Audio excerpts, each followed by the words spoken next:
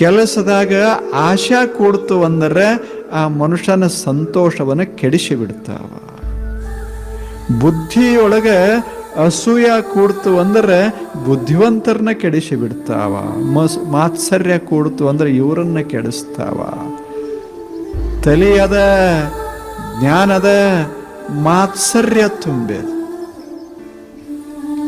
ಕೆಲಸ ಮಾಡ್ತಾರ, ಗಳಿಸ್ತಾರ, ಆದ್ರೆ ಆಶಾದ ಬೆನ್ನತ್ಯಾರ ದುರಾಶಾ. ಇವರಿಬ್ರು ಹೆಂಗ ಚಲೋ ಆಗ್ತಾರ? ಗುರು ಹೇಳ್ತಾನ, ಇವ ಕರ್ಮ ಏನು ಮಾಡ್ತಾನಲ್ಲ, ದುಡಿತಾನ, ಕೆಟ್ಟ ಆಶಾದ ಕೈಯಾಗ ಸಿಕ್ಕು ಇವ ತಮಂಧ.